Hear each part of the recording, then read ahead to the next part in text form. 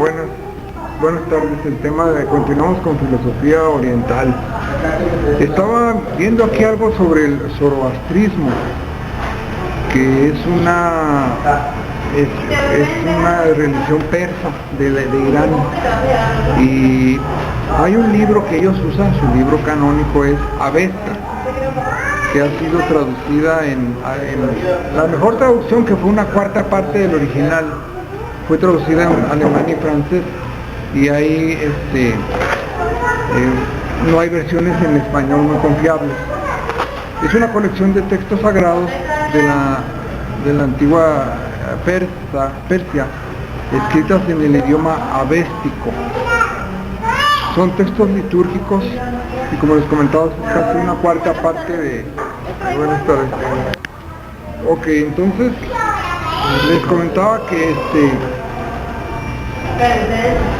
bueno, esta religión tiene, por uno de los principios era que invitaba en el libro, a veces invitaba a las personas a alejarse de los dioses hindúes, que consideraban como demonios. Estos le llamaban ellos los devas. También el libro menciona invita a hacer las celebraciones a las divinidades menores de ellos.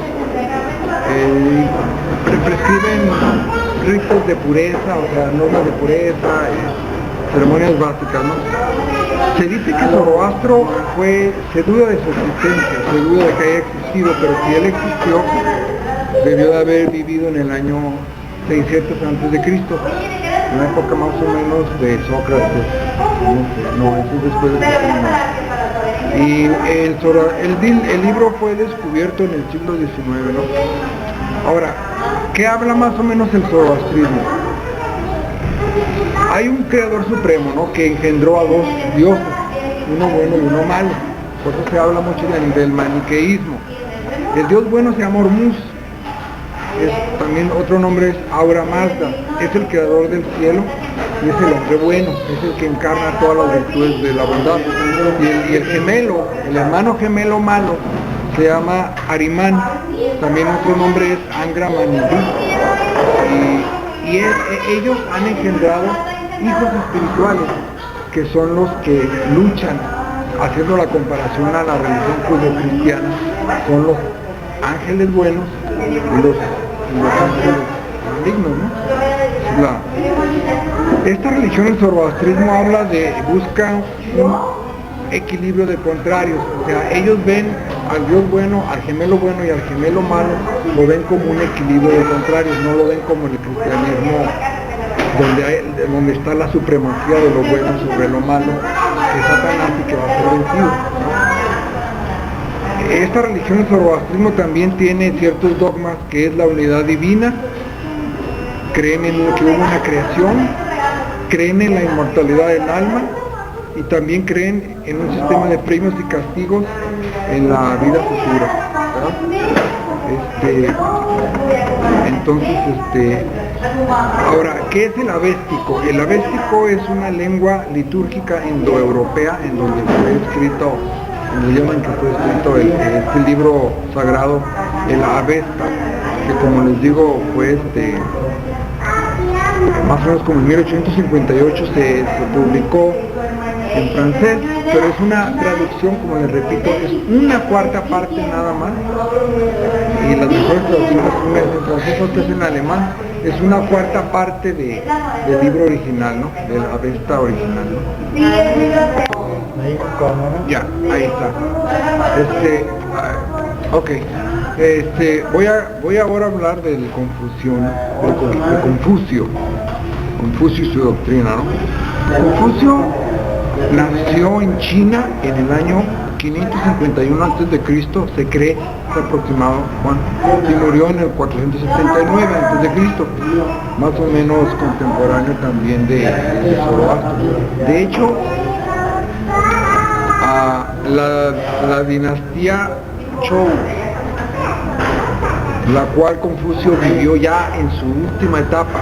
La dinastía Zhou en China se inicia en el 1000 1050 antes de Cristo, que es más o menos ahí, bueno, 1050 antes de Cristo, y termina en el 256 antes de Cristo, ya en decadencia como los romanos, ¿no? Y esa decadencia fue la que Confucio quiso salvar, de ahí su filosofía ético-moral.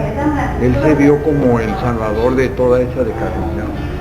Bueno, pero se dice que en el año 1000 esta filosofía, dinastía Zhou, creían en dioses inmortales y más o menos en esa época coinciden que en todas las religiones del mundo, en otras áreas como en Mesoamérica, en Egipto, en Europa, los hombres querían, se nota que hay un deseo de interactuar con los seres inmortales. Hay un deseo, ¿no? Sin embargo, Confucio fue escéptico. Algo que influyó en él, en ese escepticismo religioso, fue de que las guerras que hubo, hay muchas, o sea, las creencias en los dioses inmortales producen muchas guerras. Y estas guerras, este dolor le hizo a Confucio, además de que él fue influido también por un magistrado chino, que fue considerado el primero que hizo un código civil en China. Él también influyó en Confucio para él crear una doctrina ética y filosófica sin nada que ver con Dios y con la religión. Él nació en una familia noble y aristócrata que vino ya a pobreza. Cuando él murió, su padre murió, él tenía 3 años, sin embargo recibió una educación esmerada, y su familia se apellidaba Kong, era el apellido Kong. Entonces Confucio quiere decir el maestro Kong, o y es del chino mandarín Confucio, ¿verdad? Y él vivió en el estado de Lu, donde él llegó a ser un magistrado también, un burócrata magistrado, pero como les decía, él estuvo en contra del príncipe. Ya era una época que a él le tocó vivir de decadencia, y cuestiones políticas lo hicieron que lo quitaran de ese puesto a él. Fue cuando él, a los 50 años, mejor decidió dedicarse a predicar, y llegó a ser conocido como un gran hombre sabio, muy justo, y creó un culto. Después que él murió, creó el culto del confucianismo. Confucianismo.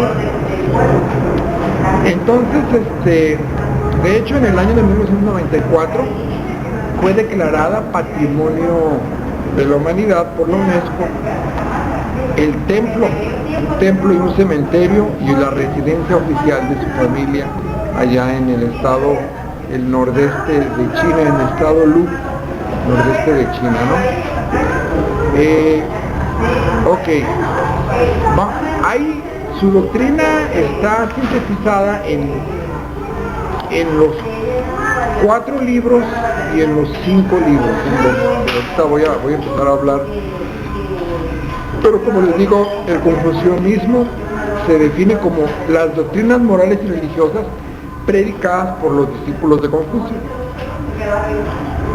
También confucianismo puede ser traducido como la escuela de los letrados, y llegó a ser adoptada posteriormente en Corea, en Japón, en Vietnam, y obviamente nació en China, aunque fue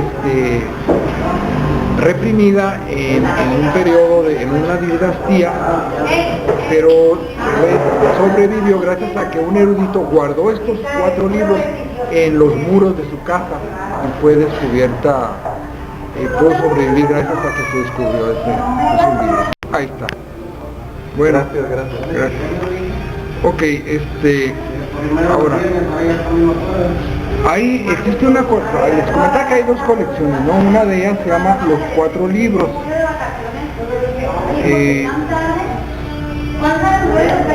Y la otra se llaman los 5 libros. Voy a hablar ahora un poquito sobre la doctrina de Confucio, ¿no? Por ejemplo, existe lo que es el culto a los antepasados, y él habla del Señor de lo alto, ¿no? Es una cosa muy importante, que los antepasados son los que te dan los castigos o te dan los premios, sus espíritus, ¿no? No es como el cristianismo, que son ciertos demonios o ángeles.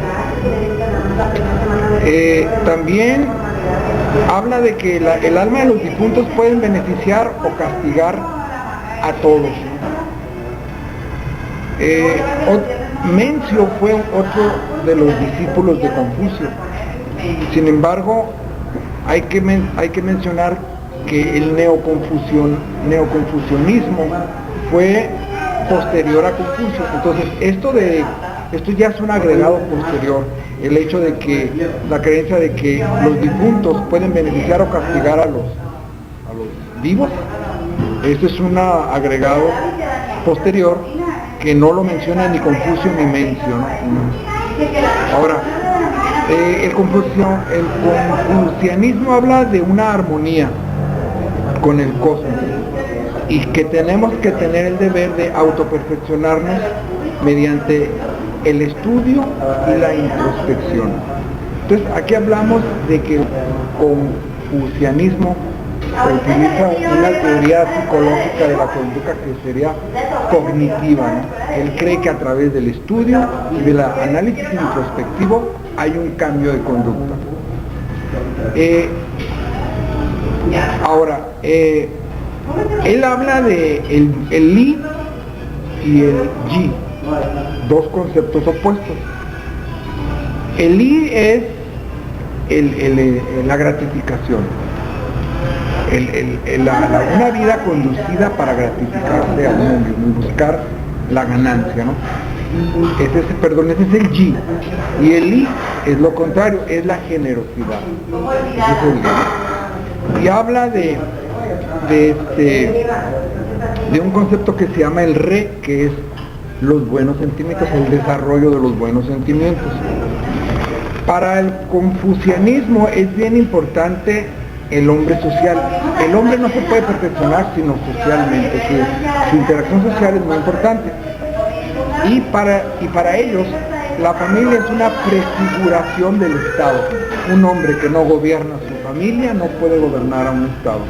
Y estas relaciones es una obligación moral desarrollar el afecto y estas relaciones sociales, ¿no? Ahora, la familia, al igual que el Estado, está basada en un sistema estricto de jerarquías graduales según su puesto. El hombre superior se debe de iniciar educándose en la familia, no en la escuela. Y una persona, como decía, que gobierna un Estado, no lo puede gobernar a menos que gobierne su familia. La familia está basada en un antepasado común que agremia a los familiares que viven bajo el mismo techo. Y ellos creen que aunque de manera natural todos los hombres son iguales, esta idea de igualdad no puede mantenerse, ya que sería perjudicial para la sociedad, ¿no? Como les mencionaba, el método de conducta y de cambio, de progresión, es a través del estudio y la introspección. Ellos creen que lo bueno está dentro de uno, o sea, creen en la bondad natural humana. De ahí que el hombre deba de ser introspectivo, porque esa bondad la va a descubrir uno dentro de sí mismo. Existe a los ritos, que le da mucha importancia a los ritos.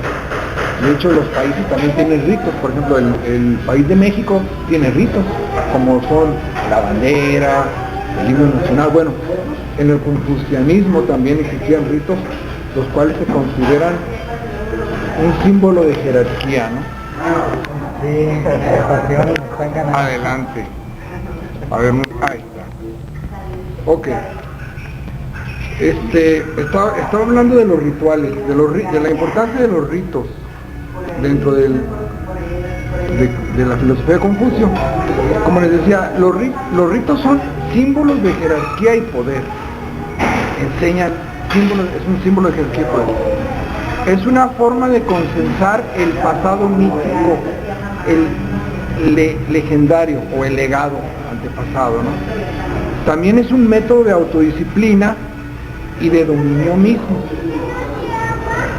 Aquí es muy importante. Aquí voy a comentar algo más adelante sobre esto. También debe de realizar. ¿Por qué? Porque un ritual es algo que debe de realizarse de manera precisa y exacta. Y los ritos garantizan que la sociedad y el Estado funcionen correctamente y que las acciones de gobierno tengan orden y jerarquía. Ahora,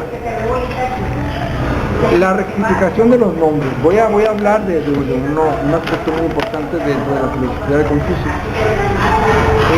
La rectificación de los nombres es un principio y una consecuencia de las ideas de Confucio.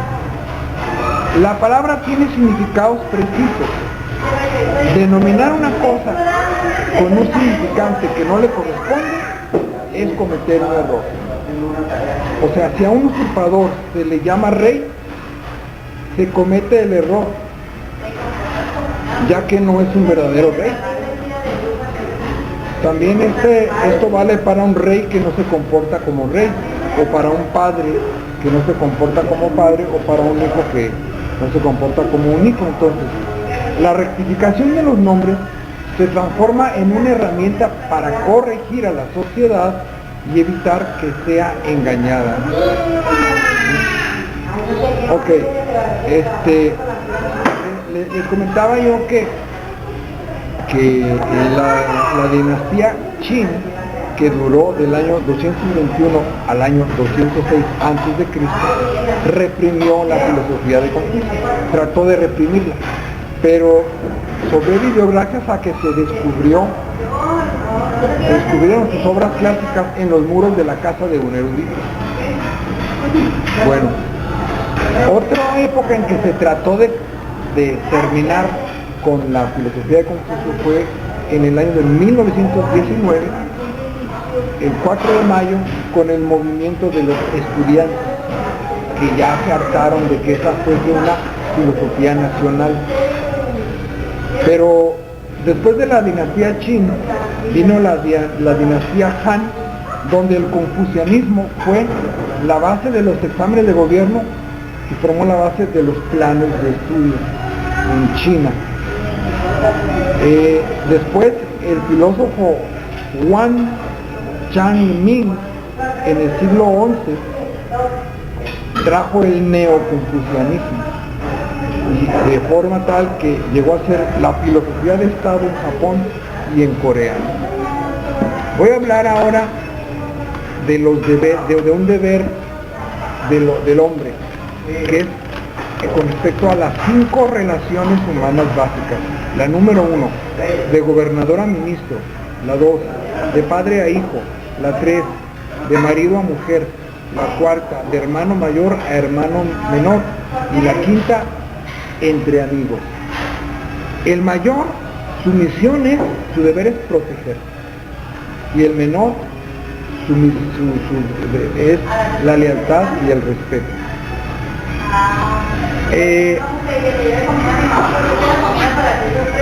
Al final, dice Confucio, realmente todos estamos sujetos a un rey supremo, a una relación entre los cielos. Entonces, finalmente es una teocracia esto, ¿no? ¿Por qué? Porque en realidad hubo sacrificios y rituales donde se mataban a un animal cada año en un templo en Pekín. En realidad, Confucio tiene que ser entendido realmente como un simple y sublime compilador de una tradición de sabios chinos. Fue lo que él hizo, fue compilar esa tradición y darle énfasis en una época de decadencia moral y política. Ok, adelante. Les comentaba sobre me quedé en... bueno, aprovecho para comentarles lo de los ritos, ¿no? Resulta que allá el domingo pasado fui a la iglesia y me visitaron unos hermanos de la iglesia para mencionarme que vamos a hacer una pausa. Ok, Entonces les comentaba que sobre los rituales, ¿no? Entonces total que me dijeron que un hermano que recién se había bautizado en la iglesia mormona dejó de ir porque se lastimó sus sentimientos porque hizo una oración en público que era leída, que era exacta, y como el hermano tiene problemas de impedimentos del habla naturales, se equivocó, se sintió muy mal y fue en vivo y la gente se dio cuenta, o sea, como que no lo capacitaron bien para el desafío.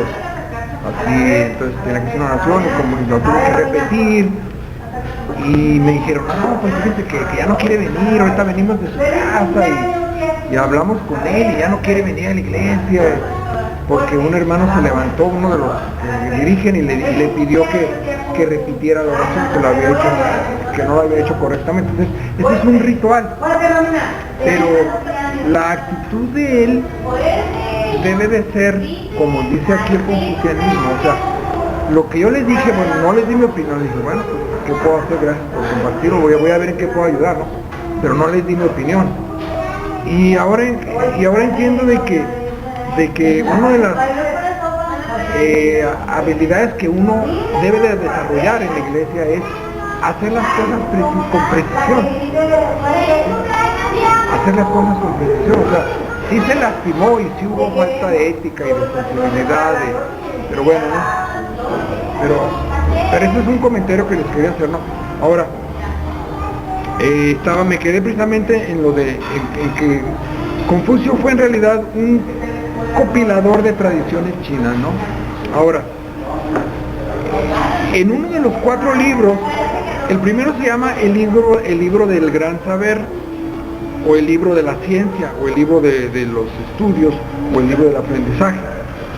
Y algunos puntos que se establecen en ese primero de los 4 libros invita a lograr un estado de equilibrio y a perfeccionarte, buscar la perfección nuestra.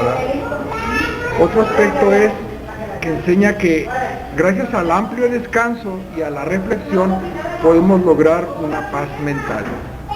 Otro aspecto es que debemos de aprender a establecer prioridades en nuestra vida para enfocarnos, qué es primero. Otro aspecto es lo que es perfeccionarse primero como persona y luego a la familia. Y para esto hay que buscar el orden y la armonía de manera autodidacta, investigando las cosas. El autodidactismo es bien importante, lo explica en ese libro del gran saber. Sin importar el nivel social, todos tenemos la capacidad de enseñarnos a nosotros mismos, ser autodidactas. Y finalmente, la educación es un sistema complicado y complejo que está interrelacionado, o sea, no hay que clavarse en un solo aspecto del conocimiento, sino hay que interrelacionarlo con otras ciencias, y no es fácil. Si fallamos en eso, no nos estamos educando. El segundo libro de los 4 libros se llama La doctrina de la medianía, que no es otra cosa que el concepto de la dorada mediocridad de los griegos y los romanos. Ya lo había comentado yo en otras ocasiones. La dorada mediocridad dice: me alejo de la ciudad y de los excesos para vivir en el campo humilde con una sola mujer, sin la grandeza de los excesos de las muchas mujeres, del mucho poder. El concepto de la dorada, de la doctrina de la medianía, habla del segundo libro. Ahora, voy a hablar de los deberes de los hombres que gobiernan, de los deberes de los gobernantes, ¿no? Amar al pueblo, renovarlo moralmente y procurar medios para la vida cotidiana, o sea, que la gente no se muera de hambre. También es de rendirle respeto al primer dominador, o sea, Dios, ¿no? Desarrollar la cultura de la virtud y de buscar la perfección, es lo que debe hacer el gobernante. Tanto su vida pública y privada debe de regirse por el justo medio. La carne es peligrosa y la razón es sutil y fácil de perder. Practicar las 5 relaciones sociales que ya les mencioné y buscar la paz universal y la armonía general. Ok, gracias. Así es, Juan. Tú mencionabas ahorita sobre Arjuna y la enseñanza del Bhagavad Gita o el Mahabharata sobre la frialdad de la guerra, ¿no? Sí. Y el no sentir dolor, ¿no? Y te mencionaba yo precisamente que es una idea un poquito hitleriana, ¿no? De hecho hay conexiones entre Hitler, la filosofía de Oriente, Nietzsche, ¿verdad? Así habló Zaratustra, en la filosofía de Oriente, y la idea de la raza pura y la raza perfecta. Fíjense ustedes que, bueno, ustedes saben que yo soy un mormón, profesor mormón, y en la Biblia muchos no hemos decodificado y no hemos entendido bien la importancia del convenio de Abraham, cuando Dios le dice a Abraham, y yo voy a hacer un trato contigo, tu descendencia va a ser numerosa como las estrellas del universo o las arenas del mar. Aquí precisamente tenemos la idea de la perpetuación de la especie de Dios, de la raza de Dios, que somos nosotros, en la mitología judeocristiana, sus hijos, de otras razas extraterrestres, ¿no? Que como hemos visto tienen otras formas no humanas, pero la raza de Dios, que puede llegar en un momento dado a extinguirse, cuando las personas no quieren seguir este plan de Dios, el plan de seguir perpetuando la especie, puede ser entonces que una persona diga, bueno, yo no quiero entrar en ese plan, yo no quiero tener hijos, o yo voy tendiendo hacia el hermafroditismo, por llamarlo de alguna manera biológica, en términos biológicos, ¿no? Para ya no crear la continuación de esta especie, ¿no? Pero para la iglesia mormona, los aliados del plan de Dios tienen que ser inducidos y forzados a formar matrimonios celestiales con el fin de continuar con la perpetuación de la especie, con las simientes en la eternidad, ¿no? O sea, entonces ese es algo que no se ha entendido un poco, ¿no? Se habla, por ejemplo, de que los mormones, o en general el cristiano, es muy insensible hacia la homosexualidad. Ahora, las ideas católicas de las monjas y de los que no se casan también, vendría siendo también una idea equivocada que entra en el plan que va en contra de ese plan original de Abraham de crear de continuar con la simiente, ¿no? Ahora, también la idea de que hay mucha gente buena, no es mala, pero simple y sencillamente no quiere casarse o no quiere tener hijos. Entonces también esta idea, o hay matrimonios que se hacen y fracasan y no se llevan bien, no hay una buena relación. Entonces, todas estas relaciones que pueden ser vistas desde el punto de vista que van tendiendo hacia el hermafroditismo. Entonces, la idea de una religión mormona es crear una doctrina, crear un sistema de rituales, de doctrina, de creencias, de principios que tiendan hacia la perpetuación de la especie, para que biológicamente ciertos ritos biológicos en cuanto a ciertas normas de ingestas de sustancias que vayan tendiendo hacia la salud biológica para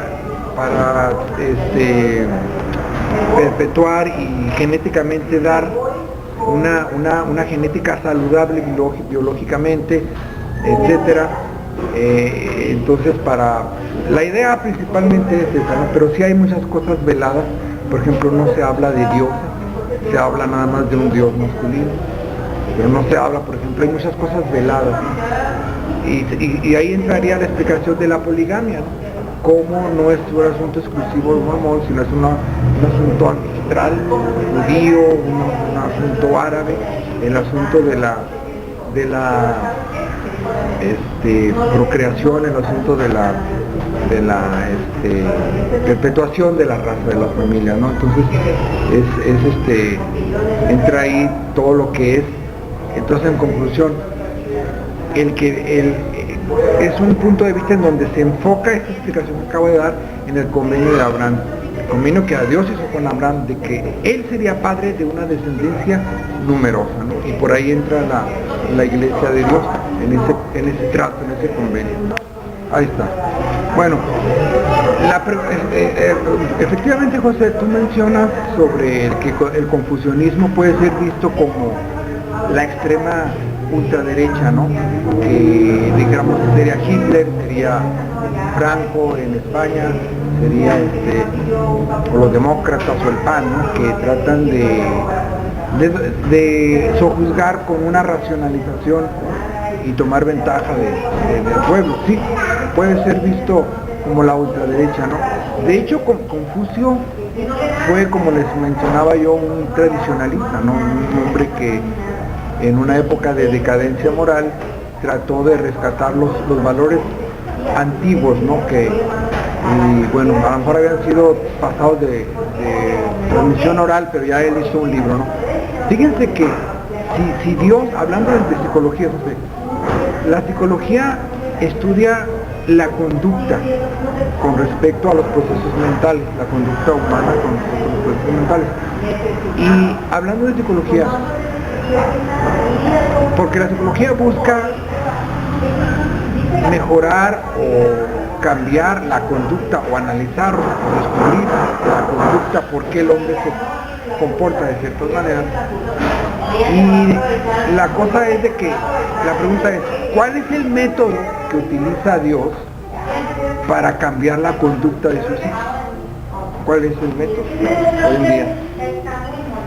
¿O cuál es el método que la iglesia utiliza para cambiar la conducta de sus fieles?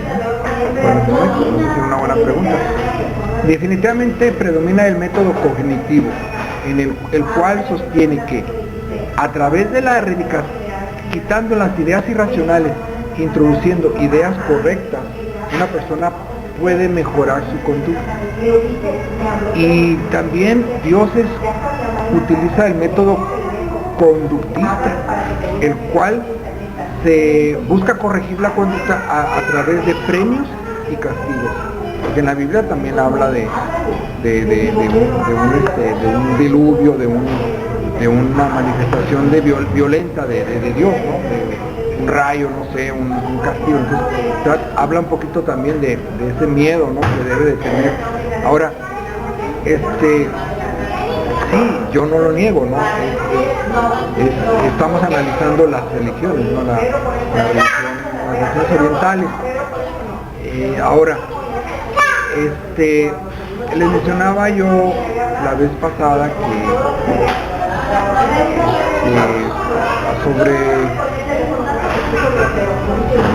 les mencionaba yo sobre un predicador de Nueva Inglaterra que decía que Dios deja que el hombre peque para que vaya aumentando su ira y el castigo sea más fuerte.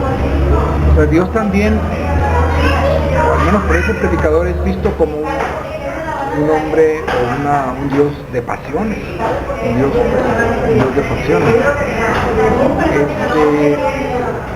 Y sí, pues, ¿qué más les puedo comentar? Bueno, concluyendo, ¿verdad? Hoy les comenté sobre el zoroastrismo y sobre el confucianismo, la filosofía de Confucio. Y como les mencionaba, Nietzsche puede ser visto como un apóstata, como un hombre que fue luterano cristiano, pero que se desvió en pos de otras religiones, como el zoroastrismo. Puede ser visto desde el punto de vista por el mundo cristiano, ¿no? Claro, el mundo secular, laico, lo ve como un gran filósofo, pero el mundo cristiano, luterano, lo debe ver como un apóstata, como un hombre que fue engañado por filosofías desviadas, ¿no? En este caso, filosofías extrañas, que la Biblia también habla de filosofías paganas, ¿no? De dioses ajenos, ¿no? De dioses celosos que no quieren que el pueblo adore a otros dioses, sino que lo adoren a ellos. Como un esposo no quiere, una esposa no quiere que su esposo tenga más que una sola mujer.